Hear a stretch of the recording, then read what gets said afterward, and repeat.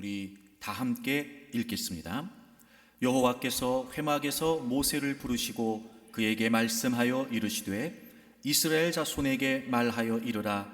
너희 중에 누구든지 여호와께 예물을 드리려거든 가축 중에서 소나 양으로 예물을 드릴지니라.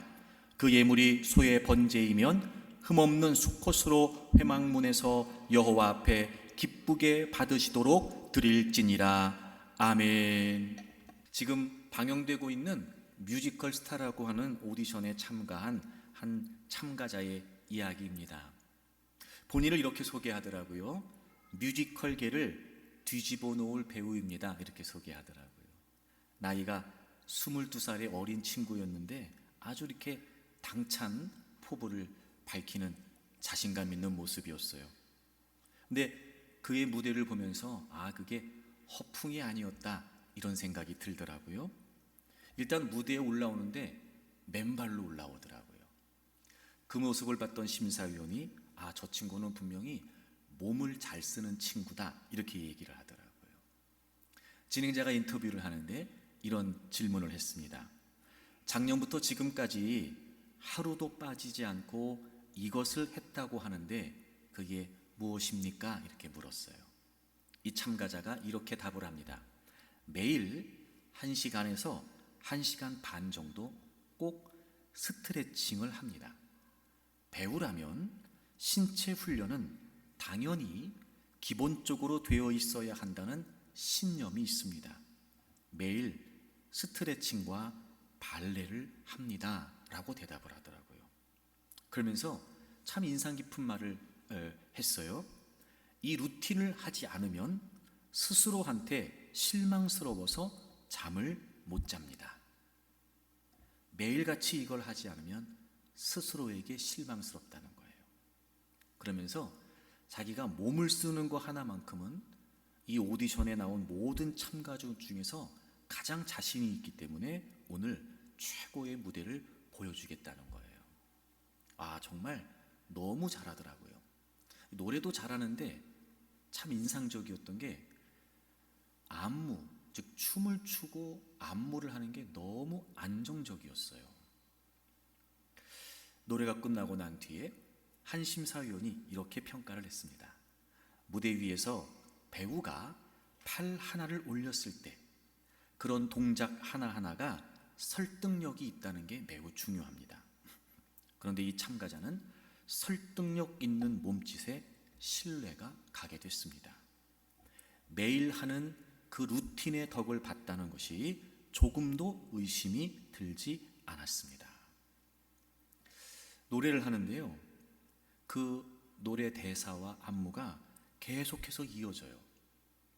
부채를 6개를 가지고 나와서 그 6개의 부채를 하나씩 무대 위에 펼쳐가며 노래를 하는데 정말 흔들림이 없더라고요.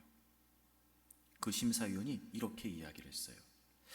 그렇게 무대를 이어갈 수 있었던 것은 그 루틴이 유지됐기 때문에 중심이 흔들리지 않은 것이었습니다.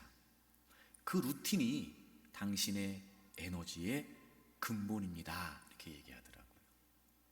그 무대를 보면서 그렇게 매일같이 꾸준하게 해왔던 그 신체 훈련이 이렇게 큰 오디션 무대에서 빛을 발했다 이런 생각이 들었습니다.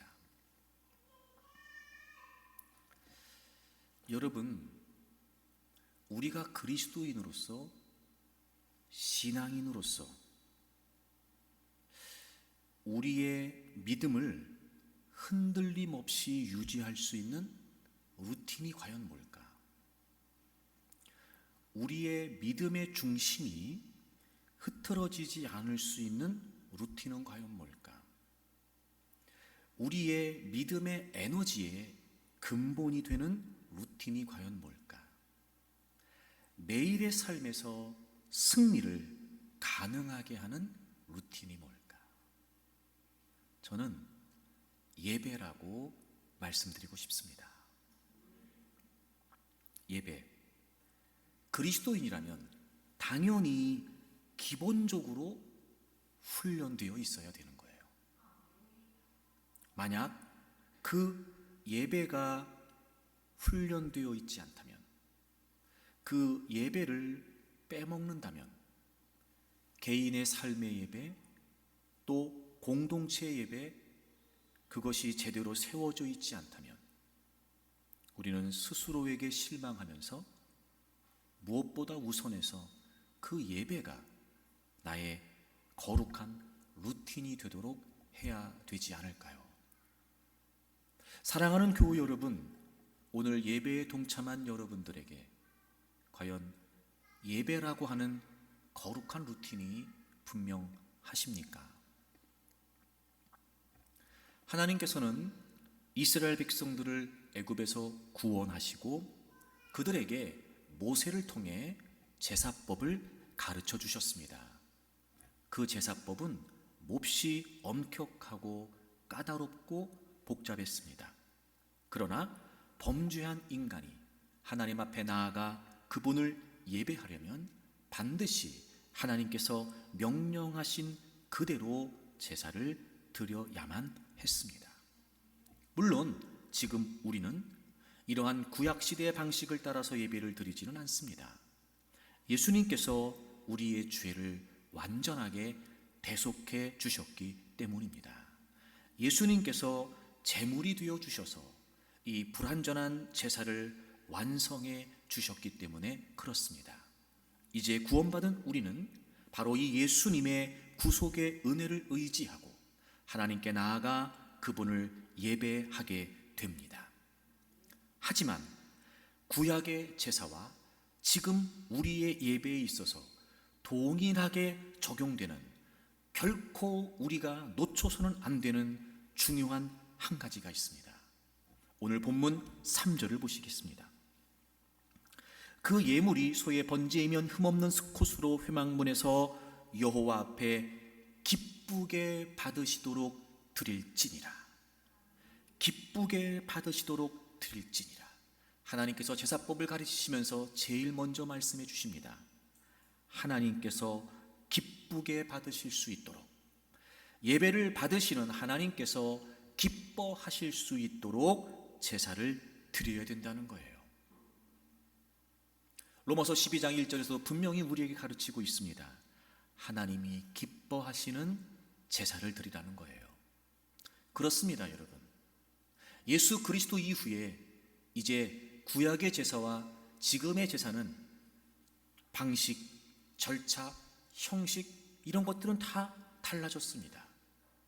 하지만 그럼에도 불구하고 우리가 놓치지 말아야 될 가장 중요한 예배의 본질, 예배를 예배답게 할 수 있는 예배의 핵심, 예배를 드리는 모든 이들이 최우선적인 목표로 삼아야 되는 것, 바로 우리의 예배를 하나님께서 기쁘게 받으셔야 된다는 거예요.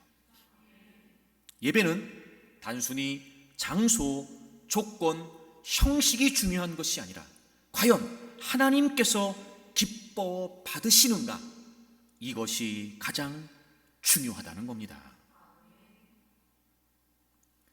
예배를 드리는 내가 기쁘냐가 중요한 게 아니고 예배를 받으시는 하나님께서 기뻐하시느냐가 중요하다는 말이에요.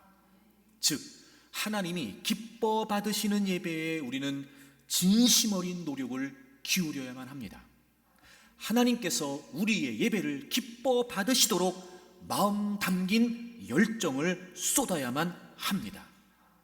모든 예배자들의 유일한 목표는 내가 드리는 예배를 하나님께서 기뻐 받으셔야 한다는 것입니다. 만약 그렇지 않다면 이사야 선지자가 경고한 대로 우리의 예배는 성전 마당만 밟을 뿐입니다. 하나님께서 받지 않으시는 예배, 하나님께 나아갈 수 없는 예배, 하나님을 경험할 수 없는 예배, 예배를 드린다고 하지만 그저 언저리에서 성전 마당만 밟을 뿐입니다. 하나님께서 가증히 여기시는, 견디지 못할 만큼 싫어하시는 예배가 된다는 겁니다. 예배를 드리는 데가 기쁘냐가 아니라 예배를 받으시는 하나님께서 기뻐하시냐는 거예요. 그럼 또 이렇게 생각할 수 있겠죠. 그래도 그렇지, 예배를 드리는 내가 즐거워야 되는 거 아닙니까? 예배를 드리는 나도 기뻐야 되는 거 아닙니까? 물론이에요. 하지만 우리는 생각을 바꿔야 됩니다. 자, 예배의 가장 중요한 목적이 하나님이 기뻐 받으신다는 거예요. 그럼 우리의 기쁨은 어디에 있을까요? 그럼 우리의 즐거움은 어디에 있을까요? 하나님께서 우리의 예배를 기뻐 받으셨다. 그것이 우리에게 기쁨이 되는 거예요. 그것이. 내가 예배다운 예배를 위해 내가 여러 가지 어려움들을 극복하고 여러 가지 많은 도전들을 내가 이겨내면서 하나님께 예배를 드렸다. 그리고 하나님께서 그 예배를 받으셨다. 그것이 우리에게 만족이 되고 그것이 우리에게 기쁨이 되는 거예요. 사랑하는 교우 여러분, 예배는 우리의 거룩한 루틴이 되어야 됩니다. 예배가 예배다워지려면 바로 하나님께서 기뻐하시는 예배를 드릴 수 있어야 합니다. 우리의 믿음이 흔들림 없이 유지될 수 있는 예배, 하나님께서 기뻐 받으시는 예배입니다. 우리의 믿음의 중심이 흐트러지지 않을 수 있는 예배, 하나님께서 기뻐 받으시는 예배여야 합니다. 우리의 믿음의 에너지의 근본이 되는 예배, 바로 하나님께서 기뻐 받으시는 예배가 되어야 합니다. 사랑하는 교우 여러분, 여러분이 드리는 개인의 예배가, 우리가 함께 모여서 드리는 이 공동체의 예배가 하나님께서 기뻐 받으시는 진정한 예배가 되기를 바랍니다. 그리고 이 예배를 통해 우리도 기쁨을 얻고 이 예배를 통해 우리도 하나님의 은혜를 경험하면서 우리의 신앙이 더 견고해지고 아무리 요동치는 상황 속에 있다 할지라도 우리의 믿음의 중심은 흐트러지지 않으며 날마다 그런 삶의 현장에서 우리를 승리로 이끌어주는 거룩한 루틴이 하나님이 기뻐하시는 예배로 세워질 수 있기를 바랍니다.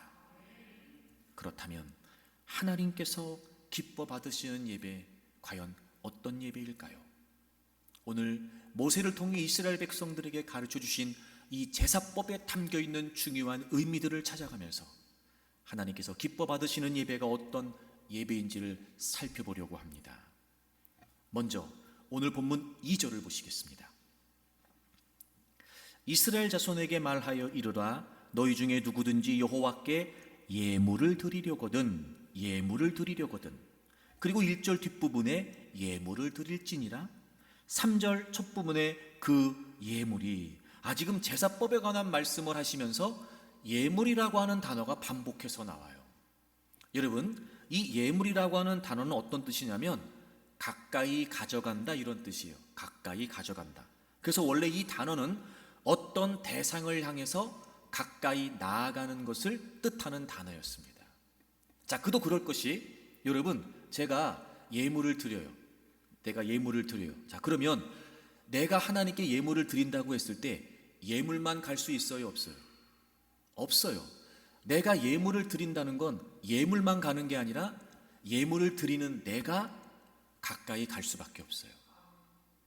다시 말하면 이 예물이라고 하는 단어의 의미 자체가 뭐냐면, 제물을 드리는 사람이 그 제물을 드리기 위해서 그가 하나님께 나아간다라고 하는 의미를 담는 거예요. 여러분, 예물이라고 하는 말 속에 그 예물을 드리는 사람이, 즉 예배를 드리는 사람이 하나님께 나아간다, 이런 의미가 있다는 거예요. 그리고 2절을 계속해서 보세요. 여호와께 예물을 드리려거든 가축 중에서 소나 양으로 예물을 드리래요. 가축 중에서. 여러분, 여기에서의 가축이라고 하는 단어는요, 야생동물과 대조되는 의미입니다. 가축은 내가 집에서 기르는 게 가축이에요. 가축과 야생동물의 차이가 뭐냐면 소유입니다. 소유. 누구 거냐는 거예요. 가축은 내가 내 집에서 기르기 때문에 내 거예요. 근데 야생동물은 주인이 있어요, 없어요? 없어요. 그건 내 거라고 말할 수가 없단 말이에요. 하나님께서 제사를 드릴 때, 제물을 드릴 때 가축 중에서 드리라고 말씀하시는 거예요. 누구 거 드리라는 거예요? 내 거 드리라는 거예요. 소유가 불분명한 야생동물 중에서가 아니라 내가 기르고 있는 내 소유 중에 가축을 드리라는 겁니다. 그리고 4절을 보실까요? 여기서 그는 제물을 드리는 바로 그 사람을 말해요. 그는 번제물의 머리에 뭐 하래요? 안수하래요. 여러분, 아직까지 이 제사에서 제사장들의 역할은 등장하지 않습니다. 5절 중간에 가서 등장을 해요. 그러니까 내가 어떤 제물을 드리기 위해서 가지고 왔어요. 그러면 그 제물을 드리는 사람이 안수를 하라는 거예요. 이게 무슨 의미냐면 제사를 드리는 자가 자신과 제물을 동일시한다는 의미입니다. 자신과 제물이 하나 되었음을 의미합니다. 3장에 가게 되면 화목제에 대한 규례가 나오는데 역시 그때도 제물을 가지고 나오는 사람이 제물에 안수하도록 기록되어 있습니다. 4장에 가면 속죄제에 대한 규례가 나오는데 역시나 제물을 드리는 자가 그 제물에 안수하도록 기록되어 있습니다. 제사를 드리는 자와 자신이 드리는 그 제물이 동일하다는 의미를 갖는 거예요. 자, 그럼 보세요. 예물, 제사를 드리는 자가 하나님께 나아가는 거예요. 가축, 소유가 분명한 내 것으로 하나님께 드리는 거예요. 그리고 그 제물에 안수를 해요. 제물과 내가 하나가 된다는 거예요. 그리고 그 제사에서 제물을 바쳐요. 그러니까 제사를 드릴 때 제물을 바치지만 실제로 제물을 바친다는 건 무슨 의미예요? 자신을 드린다는 의미인 거예요. 그리고 하나님께서 이렇게 제사를 드려, 그러면 하나님이 기쁘게 받으시겠다는 거예요. 그렇습니다, 여러분. 하나님이 기뻐 받으시는 예배, 그건 바로 자신을 하나님께 드리는 겁니다. 그래서 여러분, 제사는 재물의 문제가 아니라 존재의 문제예요. 예배는 단순히 뭘 드린다고 했을 때 그저 시간을 드린다, 재능을 드린다, 물질을 드린다, 이런 차원이 아니에요. 예배는 존재의 문제란 말이에요. 내가 지금 예배를 드려요. 예배에 동참할 수 있습니다. 예배라고 하는 형식에 참여할 수 있지요. 내가 개인적으로 내 삶에서 성경을 읽고 기도할 수 있습니다. 그렇게 예배를 드릴 수 있어요. 이제 우리는 예수님의 이름으로 어디서든지 누구라도 하나님을 예배할 수 있게 됐거든요. 하지만 중요한 게 뭐예요? 예배라고 하는 형식을 익숙하게 참여한다고 해서 예배가 아니에요. 정말 하나님께서 기뻐 받으시는 예배는 그 모든 행위에 앞서 먼저 뭐가 전제되어 있는 거예요? 나는 하나님께 드려진 자가 되었다는 거예요. 사랑하는 교회 여러분, 저는 우리 교회가 하나님이 기뻐 받으시는 진짜 예배를 드리는 교회가 되기를 바랍니다. 여러분이 그런 분들이 되기를 바랍니다. 하나님이 기뻐 받으시는 예배는 단순히 그 무엇을 드리는 예배가 아니라 나 자신을 하나님 앞에 제물로 드리는 겁니다. 즉, 시간은 드리지만 나를 드리지 않아요. 오늘도 우리가 시간을 내서 예배라고 하는 형식에 참여하고 이 자리에 있습니다. 하지만 나를 드릴 생각은 없어요. 하나님이 기뻐 받으시는 예배가 아니라는 거예요. 순수에 따라 예물을 드릴 수 있습니다. 헌금도 할 수 있습니다. 하지만 나를 드린다라고 하는 믿음의 고백이 전제되어 있지 않아요. 하나님은 우리 예배를 받지 않으십니다. 이미 내가 하나님께 드렸습니다 라고 하는 믿음의 고백 아래 시간도 드리고 물질도 드리고 재능도 드리고 그리고 드리는 거예요. 그러므로 이제부터 우리가 예배를 드릴 때마다 이 예배가 우리의 삶의 거룩한 루틴이 되어야 되니까 예배다운 예배를 드리기 위해서 무엇보다 우리가 염두에 두어야 될 가장 첫 번째 목표는 뭐냐? 나 자신을 하나님께 드린다는 거예요. 로마서 12장 1절을 좀 찾아보실까요, 여러분? 로마서 12장 1절입니다. 바울 사도가 로마서를 통해서 1장에서 11장까지 믿음으로 구원받는다는 것이 어떤 의미인지를 잘 설명을 합니다. 그리고 후반부 12장을 시작하면서 그러므로 이렇게 시작을 해요. 이 12장 1절에 나오는 그러므로라고 하는 단어는 1장부터 11장까지의 모든 내용을 다 통틀어서 이야기하는 거예요.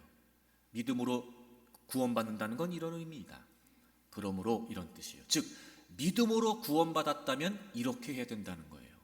그리고 제일 먼저 뭘 얘기하냐면 예배를 얘기합니다. 그러므로 형제들아 내가 하나님의 모든 자비하심으로 너희를 권하노니 너희 몸을 너희의 전 존재를 하나님이 기뻐하시는 뭐 나왔어요? 하나님이 기뻐하시는.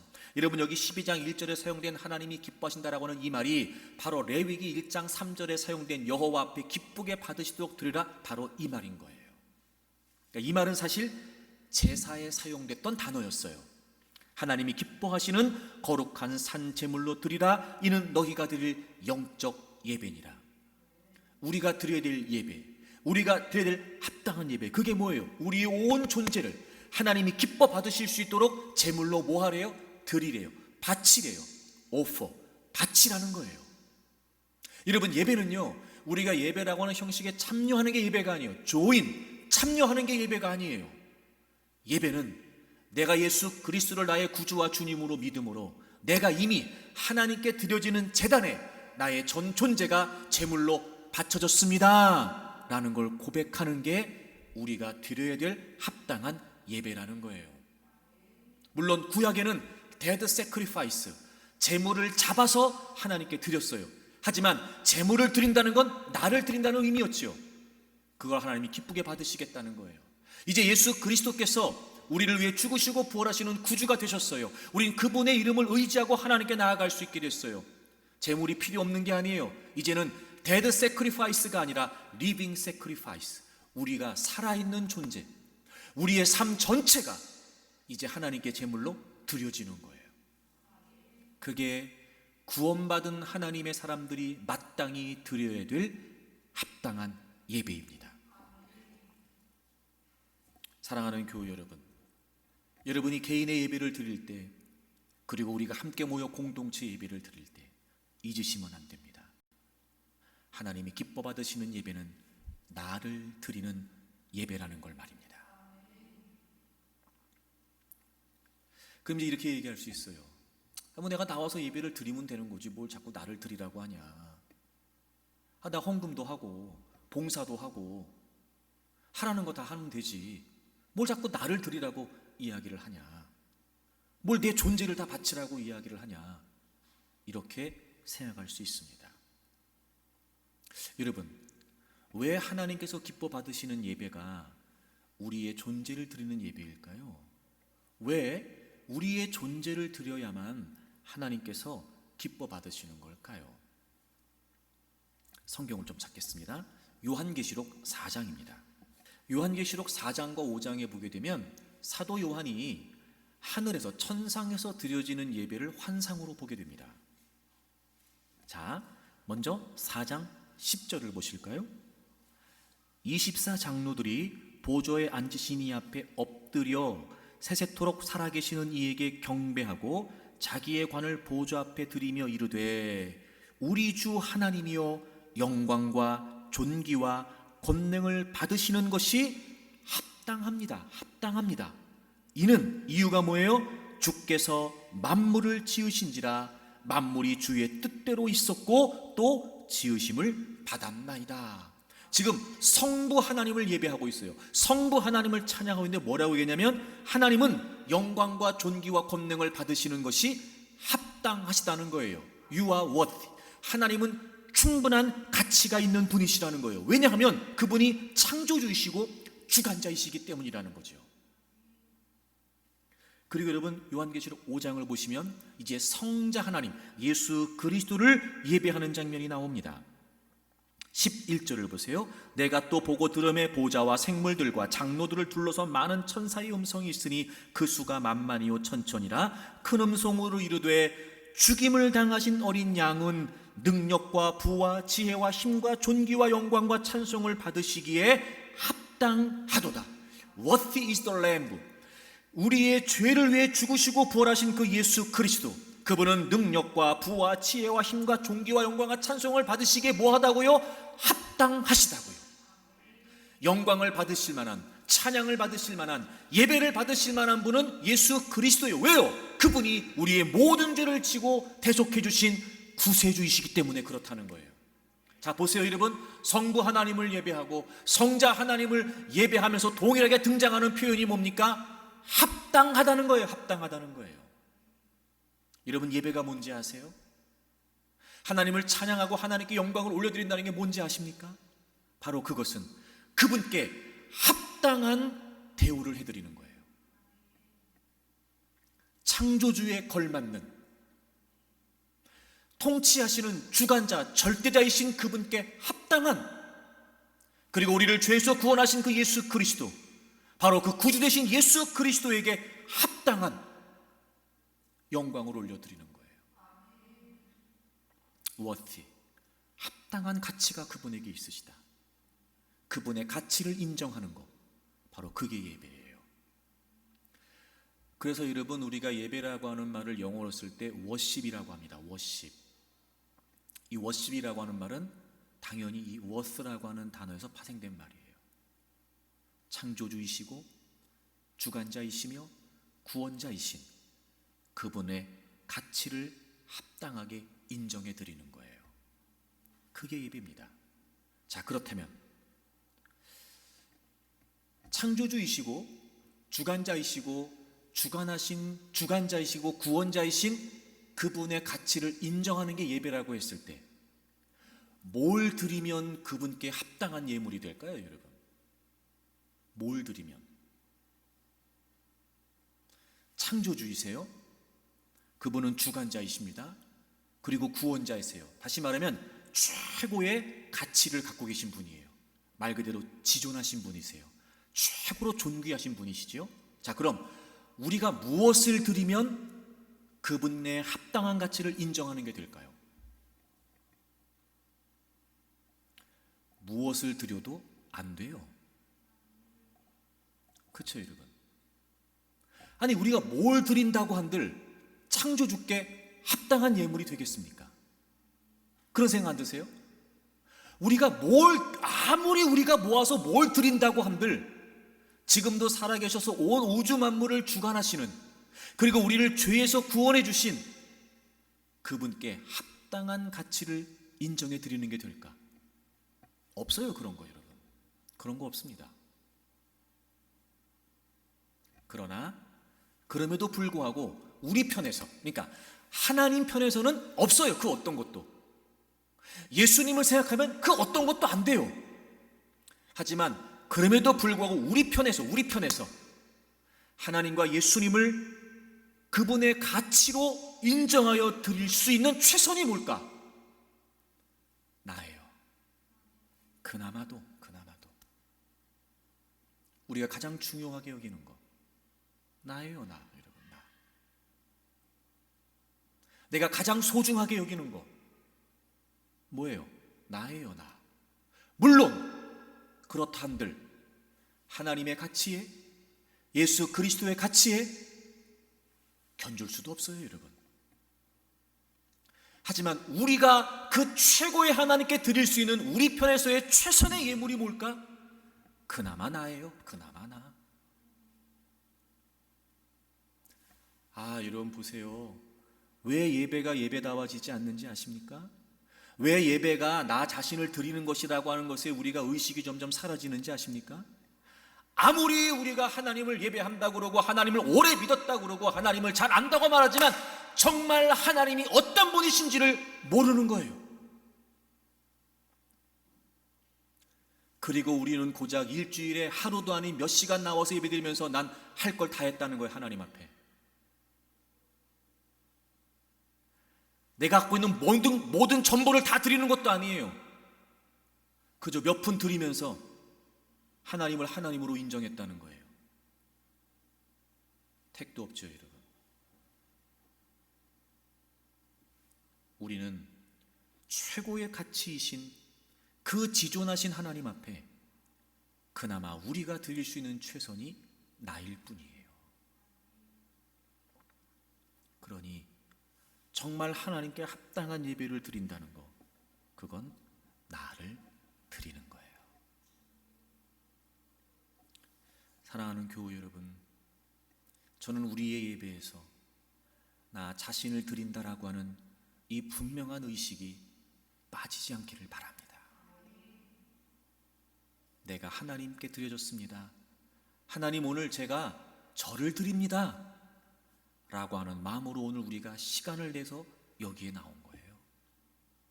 하나님, 저를 드립니다 라고 하는 고백을 담아서 우리는 또 헌금을 드리는 거예요.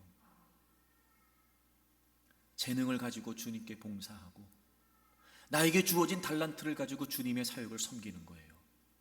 나를 드린 자가, 나를 드린 자가. 하나님은 그런 예배를 기쁘게 받으신다는 겁니다. 2007년 1월에 워싱턴 DC의 한 지하철역에서 있었던 일입니다. 청바지에 긴팔 티셔츠를 입은 한 사람이 바이올린 연주를 했습니다. 한 45분 정도 클래식 곡 6곡을 연주했다고 그래요. 특정한 누구를 향해 연주한 것은 아니었고, 그 분주한 출퇴근 시간에 그 앞을 지나가는 사람들이 다 들을 수 있도록 연주를 한 것이옵니다. 그가 연주할 때 수천 명의 사람들이 지나갔겠죠, 그 아침에. 근데 그 사람들은 그 음악을 의식하지도 못했다고 그래요. 아마 사람들은 대부분 지나가면서 그냥 출근하는 사람들이 몇 푼 던져주기를 바라는 마음에 연주하는 거리의 악사쯤으로 생각했던 것 같습니다. 몇몇 사람들은 걸음을 멈추고 연주를 듣기도 했지만 대부분의 사람들은 바쁜 걸음으로 서둘러 일터로 갔고 온통 자신들의 문제에만 몰두해 있었다고 합니다. 연주가 끝나고 난 다음에 이 사람 앞에 한 32달러 정도의 동전이 모였다고 그래요. 놀라지 마십시오. 그런데 이 음악가는 평범한 바이올린 연주가가 아니었고 세계적으로 유명한 연주가인 조수아 벨이라고 하는 사람이었습니다. 당대의 최고의 음악가 중에 한 사람으로 인정받는 사람이었습니다. 그가 연주한 악기는 흔히 볼 수 있는 악기가 아니었다고 그래요. 1713년에 안토니오 스트라디바리가 직접 손으로 만든 아주 고가의 귀한 악기였다고 합니다. 며칠 전에 보스턴에 있는 심포니홀에서 그가 연주회를 했는데 전석이 매진됐대요. 가장 싼 일반 좌석의 티켓값이 $100였다고 합니다. 그런데 사람들은 본체만치 하고 지나간 거예요. 그날 아침에 그곳을 지나갔던 틸먼이라고 하는 사람이 뒤늦게 그날 연주했던 사람이 조수아 벨이라고 하는 사람을 알게 됐던 거예요. 이런 이야기를 했다고 그래요. 자기는 지나가면서 1달러나 2달러 정도를 줄 생각이었는데 그마저도 복권을 사는데 다 써버리는 바람에 현금이 없었다는 거예요. 그래서 그냥 지나갔다는 거예요. 그러면서 그가 정말 세계적으로 유명한 음악가에게 아무런 값도 치르지 않았다는 걸 후회하면서 저는 그때 아무 생각이 없었어요. 그저 2달러나 3달러를 벌려고 하는 거리의 악사인 줄 알았던 겁니다 라고 했다는 거예요. 조수아 벨을 몰라보고 아무 생각 없이 지나갔던 수많은 행인들처럼 우리도 최고의 가치이신 예수 그리스도를 못 알아본 채 예배를 무의미하게 드리고 있는 건 아닐까요? 그 무엇으로도 비교할 수 없으며 그 무엇으로도 갚을 수 없는 최고이신 그 예수 그리스도를 못 알아보고 고작 몇 푼 던져주면 될 것 같은 보잘것없는 하찮은 분으로 취급하면서 예배를 드리고 있는 건 아니냔 말이에요. 사랑하는 교우 여러분, 우리가 예배를 드릴 때마다 우리 예배의 주인 되신 주님이 어떤 분이신지를 깨우칠 수 있기를 바랍니다. 최고의 가치이신 그분을 온전히 그분으로 바라볼 수 있는 믿음의 시선들이 열려지기를 바랍니다.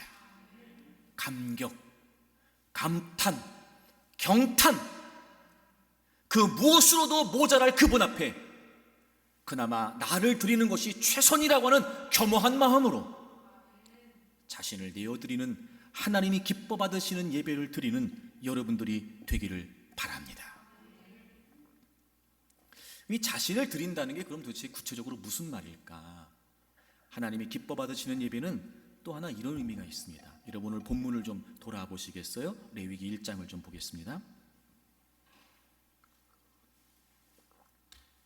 5절을 보시면 제물을 가져온 그 사람이 제물의 머리에 안수를 합니다.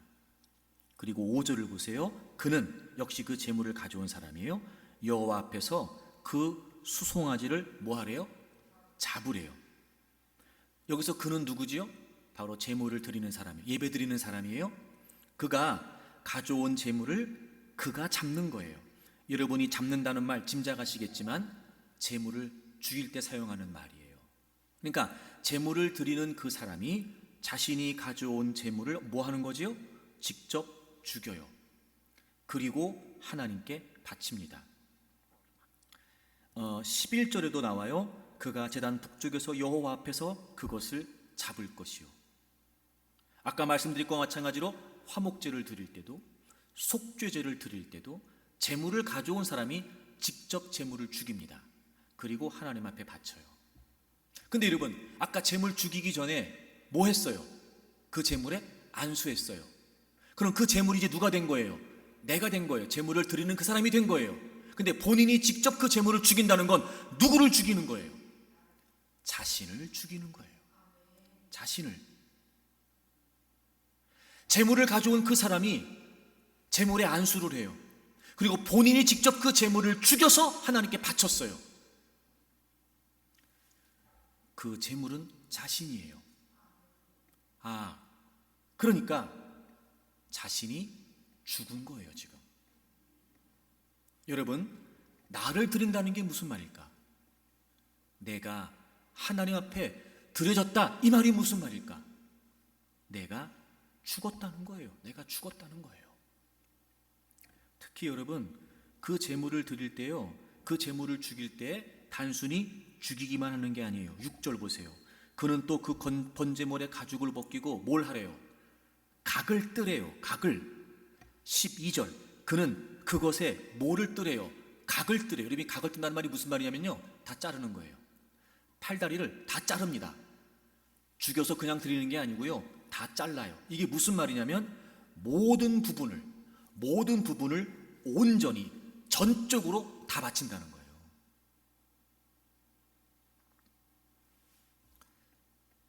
제물을 드릴 때, 제사를 드릴 때 자신이 안수한 제물을 자신이 죽여요.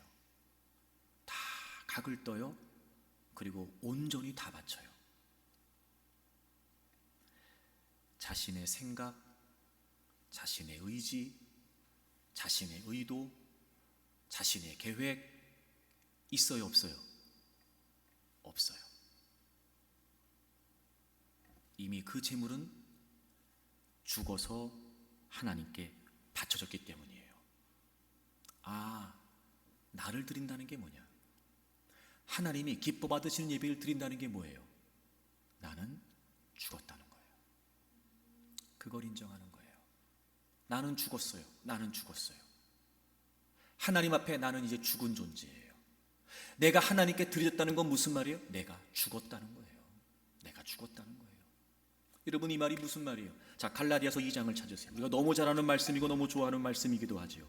갈라디아서 2장 20절입니다. 우리 한번 다 같이 읽겠습니다. 찾으셔서 우리 같이 읽겠습니다. 내가 그리스도와 함께 십자가에 못 박혔나니 그런즉 이제는 내가 사는 것이 아니요 오직 내 안에 그리스도께서 사시는 것이라. 이제 내가 육체 가운데 사는 것은 나를 사랑하사 나를 위하여 자기 자신을 버리신 하나님의 아들을 믿는 믿음 안에서 사는 것이라. 아멘.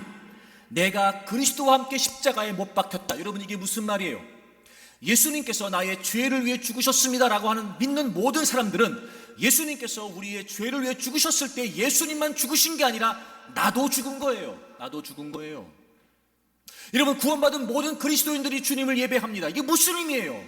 예수님이 나를 위해 십자가에 죽으셨을 때 나도 죽었다는 거예요. 내가 그리스도와 함께 십자가에 못 박혔나니 이제 나는 죽었어요. 그러면 내 안에 누가 사시는 거예요? 주님이 사시는 거예요. 나는 없어요. 내가 없다는 게 무슨 말이에요? 내 의지, 내 계획, 내 뜻, 내 생각, 나는 없어요.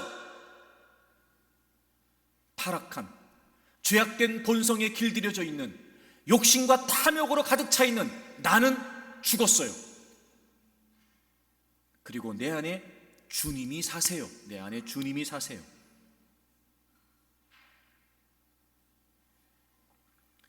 그래서 여러분, 우리가 개인의 예배를 드리고 공동체 예배를 드릴 때마다 그 예배의 중요한 본질이 뭐냐면요, 나를 드린다, 내가 죽었다, 이 핵심이 뭐예요? 주권이 누구에게 있느냐를 분명히 하는 거예요. 주권이 누구에게 있느냐, 그게 예배 드리는 거예요. 우리가 예배를 드리면서 나는 죽었습니다, 이제 나의 주인은 주님이십니다, 이 고백하는 거예요. 이 고백하는 거예요.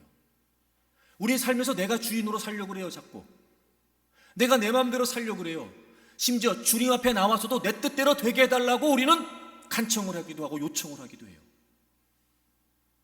내가 주인으로 살겠다는 거예요. 내 뜻, 내 마음, 내 생각, 내 의도대로 하고 싶다는 거예요. 예배의 자리에서 나를 드리고 내가 죽었다는 걸 인정하면서 도대체 주권이 어디에 있냐를 분명히 하는 거예요.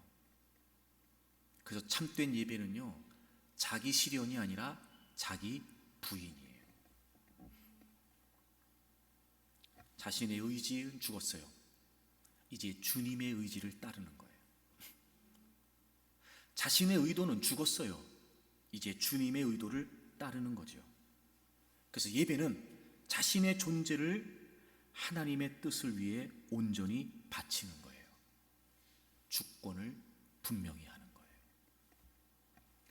그래서 예배에 합당한 결과 뭘까요? 순종이에요. 내가 예배를 정말 올바로 드렸나 드리지 않았나 어떻게 할 수 있어요?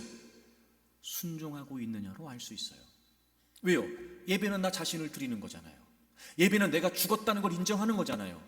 이제 나는 죽었고 내 안에 주님이 사시는 거잖아요. 예배를 통해 나의 주인이 주님이시라는 걸 분명히 하는 거잖아요. 그럼 예배를 드렸어요. 그럼 뭐 해야 돼요? 순종해야 돼요. 여러분, 잊으시면 안 돼요. 순종은 그리스도인들에게 있어서 선택사항이 아니에요. 순종은 필수예요. 존 파이퍼 목사는 이런 이야기를 했어요. 주님이 요구하시는 순종은 그의 구속의 사역의 열매이다. 열매이다. 존 메가더 목사도 이런 이야기를 했습니다. 우리는 예수님을 구주로 따를 뿐만 아니라 주님으로 따라야 한다. 여러분, 이게 성경이에요. 로마서 14장을 찾으세요. 로마서 14장 9절. 이를 위하여 그리스도께서 죽었다가 다시 살아나셨으니 곧 죽은 자와 산 자의 뭐가 되려 하심이라고요? 주가 되려 하심이라. 여러분, 여기서 주라고는 말, 로드, 퀴리오스, 이게 무슨 말이냐면 권위에 있어서 최고라는 거예요. 권위에 있어서 최고. 다시 말해 통치자, 지배자, 바로 이게 주라는 말이에요. 여러분, 예수 그리스도께서 우리를 위해 죽으시고 부활하셨습니다. 그렇게 예수님에서 죽으셨다는 건 무슨 의미예요? 그분이 우리의 주인 되시기 위해서, 그분이 우리의 삶의 지배권을 행사하시기 위해서 십자가에서 죽으신 거예요. 그러니까 예수님을 우리는 구주로만 믿으면 안 돼요. 그분을 우리는 주인으로 믿어야 됩니다. 그럼 그리스도인이라면, 정말 참된 예배자라면, 하나님이 기뻐 받으시는 예배를 드리는 사람이라면 결과적으로 나타내야 되는 모습이 뭐예요? 순종이에요. 그러나 만약에 불순종이 삶의 특징으로 나타난다면 그런 사람은 결코 자신이 구원받았음을 확신해서는 안 돼요. 참된 예배자라고 말할 수 없어요. 진정한 예배자라고 말할 수 없어요. 순종은 예수님이 주인이시라고 하는 것에 대한 유일하게 합당한 반응이에요. 즉 예수님은 결국 주 예수님이신 거예요.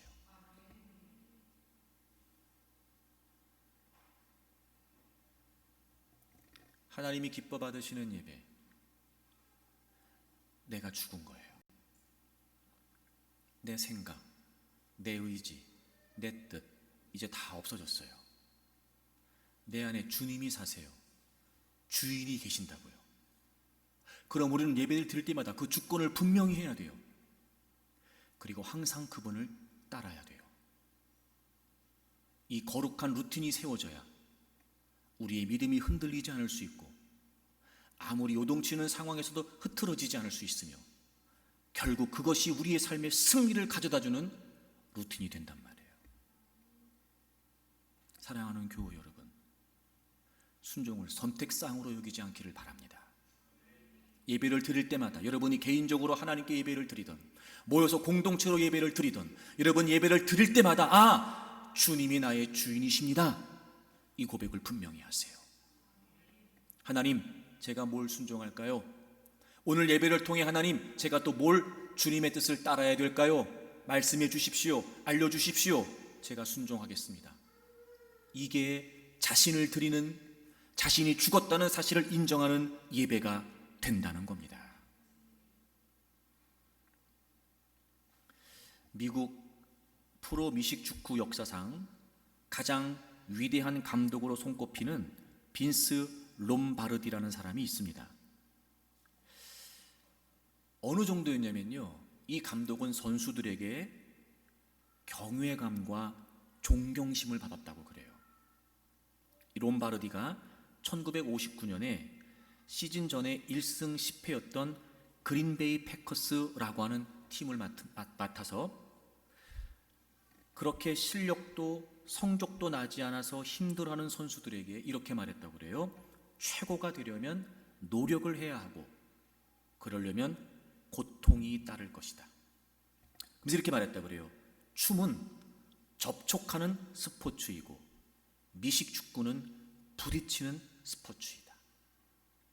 그래서 그 선수들은 이 롬바르디 감독이 가르치는 그 지도를 따라서 계속해서 몸을 부딪히면서 훈련하면서 고통 속에서도 그걸 견디면서 그렇게 고되게 모지게 훈련을 했다는 거예요. 감독이 요구하는 걸 다 따랐다는 거예요. 그리고 3년 만에 이 패커스 팀은 많은 세계 경기에서 우승을 하는 최고의 팀으로 바뀌게 되었다는 거예요. 그 팀의 선수였던 윌리 데이비스가 이런 말을 했다고 그래요. 그는 우리를 신자로 만들었다. 신자. 다른 팀이 무엇을 할 것인지 말해주었고 그들을 이기기 위해서 우리가 무엇을 해야 하는지 말해주었다. 그리고 그의 말은 항상 옳았다. 무조건 다 따라했던 거야. 하라는 대로 한 거였어요.